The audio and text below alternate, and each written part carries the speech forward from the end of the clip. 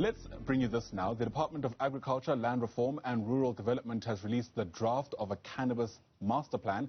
According to this plan, hemp would be declared an agricultural crop by 2023, and amendments to drug trafficking legislation will pave the way for the commercial use of cannabis. The plan is also aiming to provide a framework for the development and growth of the South African cannabis industry that contributes to economic development, job creation and poverty alleviation. Now, the Africa Cannabis Advisory Group says South Africa should not waste any time in leveraging its agricultural expertise in order to ensure that we become a world leader in the production of hemp. For more on this now, let's bring in the Group CEO, Sibusiso Xaba, who joins us now live from the capital this morning via our video link.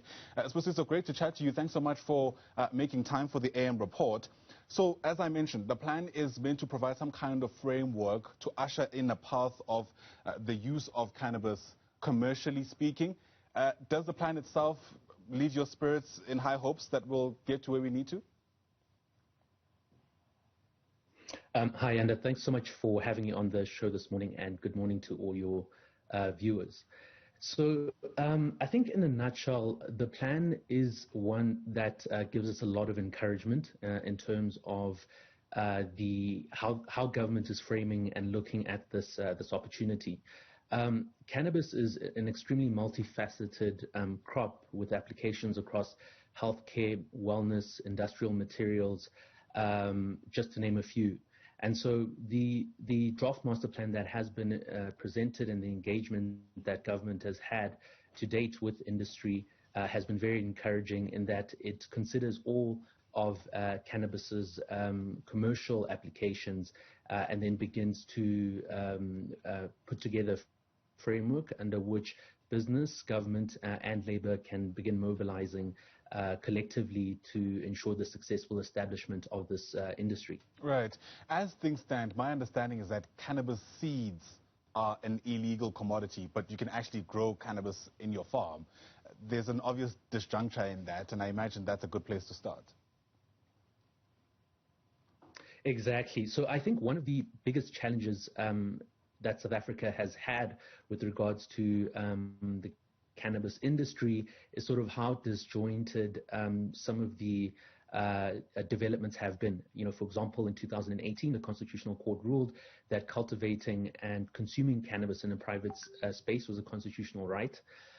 But obviously, you know, how do those people sow seeds and how do they grow it? It's illegal.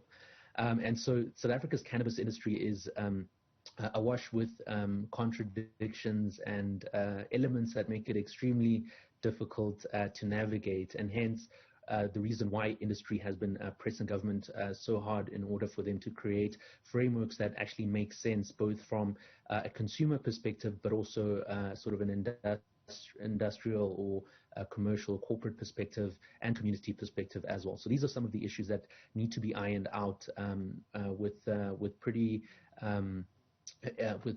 key urgency in order for us to be able to progress as an industry and in order for the country to realize the economic potential of this crop. Yeah, I mean, you speak about the industry so freely. I mean, help us place what the industry does within the legal framework. In a context where we don't have cannabis being used commercially, what activities outside of lobbying does the industry get up to, given the fact that I guess there can't be widespread use and distribution of cannabis as things stand, at least? Sure. So there has been some encouraging developments around legal frameworks by which the cannabis industry has begun to make progress. So, for example, CBD, which is an extract of the cannabis plant, which does not have any psychoactive elements. So in other words, you can't get high at all from CBD, is actually currently being sold within South Africa. So the CBD industry has really grown tremendously over the last sort of year or two. But some of the restrictions around that is that, you know, CBD has actually been imported because of the legislative challenges domestically, whereas we as a country can actually develop and grow CBD locally and sell it locally and even export it. So there's been some progress there. There's also been some progress around medical cannabis licensing, cultivation licensing. So the South African Health Products Regulatory Authority has issued licenses for medicinal cannabis cultivation. By our estimates, it's probably between 20 and 30 licenses that have been issued already. But I think even within that framework, there are challenges around getting the right licenses to export, and also sort of ensuring that South Africa's compliance standards are in line with international standards to allow for South African products to be able to be sold in markets such as Europe, Israel, and Australia.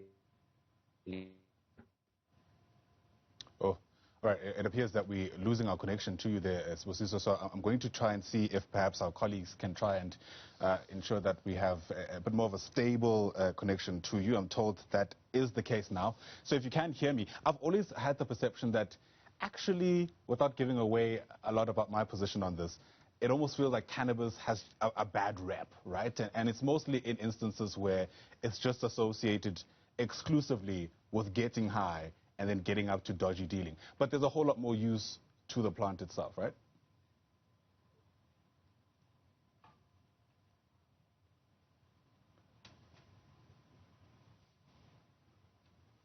All right. It appears can you just repeat the last bit of the question? Sure, okay. You asked me to repeat the question.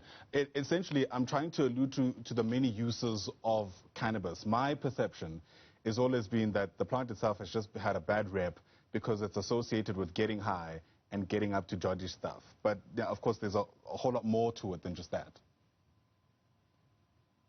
Exactly. So I think there's two areas or two applications for cannabis which I think do not get enough focus. The first being the medicinal uses of cannabis.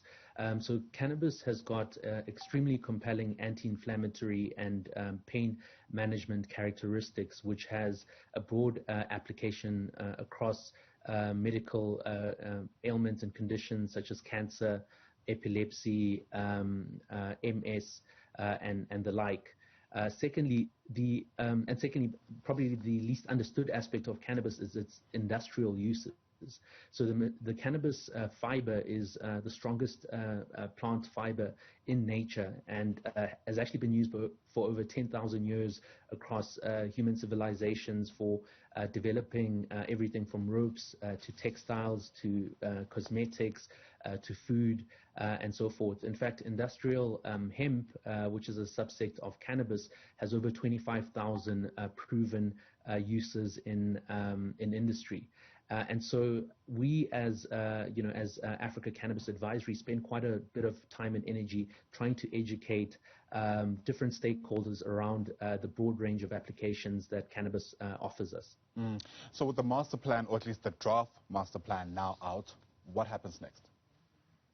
Sure. So I think one of the most important steps that have happened over the last couple of weeks is that government, I think for the first time, has had a broad industry engagement around the master plan. So there was a call arranged by the Department of Agriculture about 2 or 3 weeks ago. I think we estimated there were over 600 participants. And so I think as a next step, the government and various other departments are looking to set up appropriate committees that will help guide and steer the process for the establishment of this industry. And so I think the next step is around the formation of these committees, and then that cascading down into different departments and provinces in order for this to be a collective effort across key stakeholders in the country. All right. And to bring this home, what does that mean about how soon people can freely start smoking, dare I say, even outside the confines of their home? Sure. So I think that is probably something that may take a little bit more time to get to. I think probably the priority from government's perspective will be moving forward on the hemp opportunity. And maybe just to provide a bit of context, hemp is a subsect of cannabis that is non-psychoactive. So you can't, no matter how much hemp you smoke, you can't get high. But the benefits of hemp, as mentioned, around those over 25,000 use cases, the rural development opportunity in terms of leveraging the communities and the villages that currently actually grow cannabis in order to cultivate this at scale and to professionalize this industry is actually probably the top priority for government at this point. And so I think as much as it was encouraging to see some engagement around more liberal use of cannabis and so forth in the bill more generally, and shifting the conversation from sort of locking up people for simply smoking cannabis, it feels that the focus is now on realizing the commercial value and opportunity around hemp in particular as an imminent sort of first priority. Right. Oh, it all makes for an interesting discussion at the very least. I understand people are watching the story for other reasons too, but perhaps that's a conversation for another day. Sibusiso Xaba, thanks very much indeed for your time. Really appreciate it. He's CEO of the Africa Cannabis Advisory Group. Thanks very much once again.